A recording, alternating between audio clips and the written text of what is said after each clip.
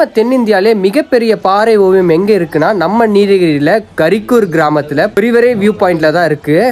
இந்த rock painting பார்த்தீங்கன்னா ரொம்ப ஒரு விசித்திரமாக இருக்குங்க. இந்த இடத்துலேருந்து நான் ஆரம்பிக்கிறேன்.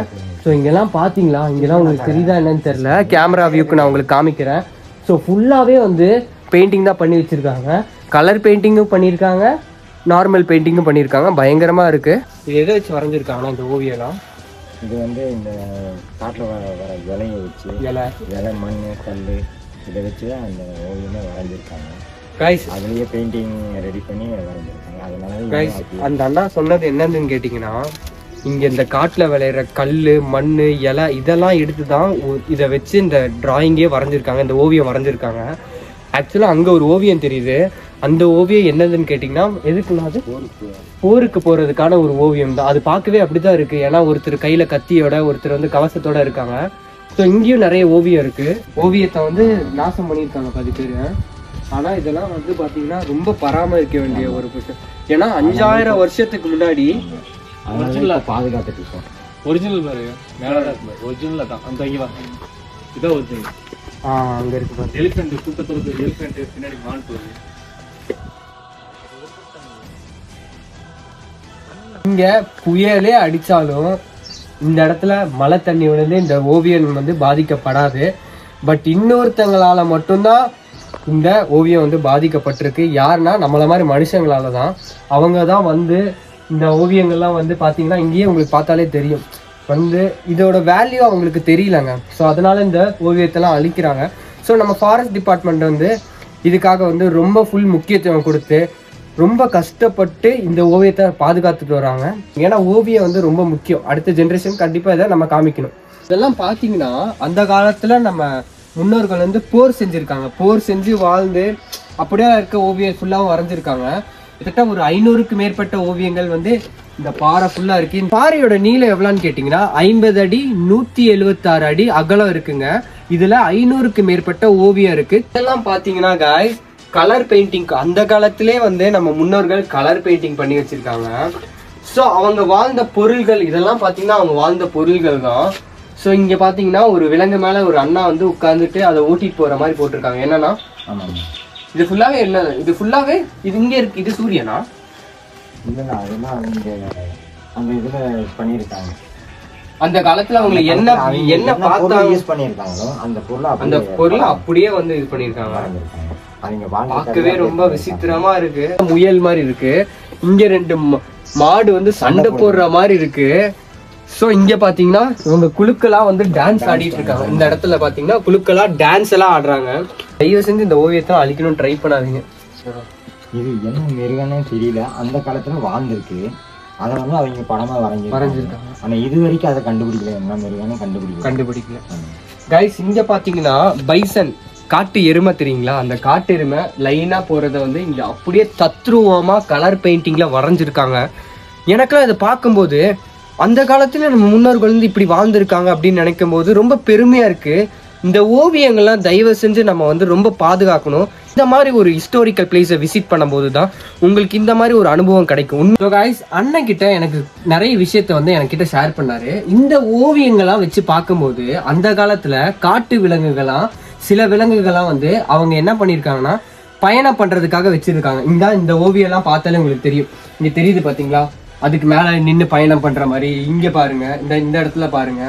ஸோ அந்த இடத்துலலாம் பார்க்கும்போது அந்த காலத்து நம்ம முன்னோர்கள் வந்து காட்டு விலங்கக்கூடிய வந்து பயணம் பண்ணி ஒவ்வொரு இடத்துக்கு வந்து போயிருக்காங்கன்னு நினைக்கும் போது இப்பெல்லாம் காட்டு விலங்கை பார்த்து நம்மளாம் பயப்படுறோம். என்னன்னா இதெல்லாம் விலங்கு அந்த காலத்துல இந்த மாதிரி விலங்குலாம் இருந்திருக்கு. அந்த காலத்துல இந்த மாதிரி விலங்கெல்லாம் இருந்திருக்குன்னு பாருங்களேன்.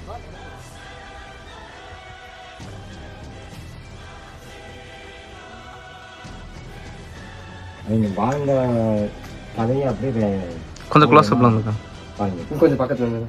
ஸோ கைஸ் அண்ணா என்ன சொன்னாரு பாத்தீங்கன்னா, இப்படிதான் நாங்க வாழ்ந்திருக்கோம் அப்படின்னு ஒரு ஓவியத்துல வரைஞ்சிருக்காங்க. இதெல்லாம் கைஸ் என்னதுன்னு கேட்டீங்கன்னா, இது ஃபுல்லாவே பாத்தீங்கன்னா என்னன்னா மான். ஆனா இதெல்லாம் ஃபுல்லா மான் தானே, மானு. இங்க இருக்கிறது ஃபுல்லாவே விலங்கு தான். அந்த காலத்துல இந்த நம்ம முன்னோர்கள் வாழும்போது இந்த விலங்குகள்லாம் இருந்திருக்கு. இப்ப இருக்கா என்னன்னு தெரியல. என்னன்னா இப்ப இருக்கா என்னன்னு தெரியல.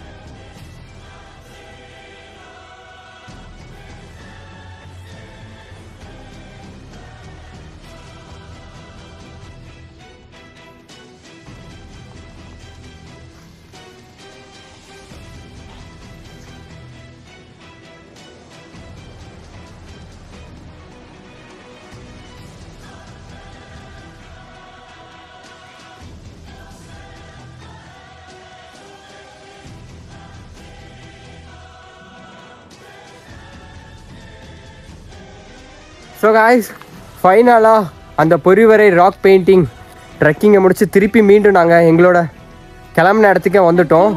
நிறைய வைல்டு அனிமல்ஸ் இருந்துச்சு. ஸோ எங்களை பார்த்து பத்திரமா அண்ணா தான் கூப்பிட்டு போனாங்க. இன்னும் 2 பேர் கீழே வந்துக்கிட்டு இருக்காங்க. அவங்க மூலியம் இந்த ட்ரெக்கிங்கை ரொம்ப சேஃபாக முடித்தோம். ரொம்ப நன்றிண்ணா.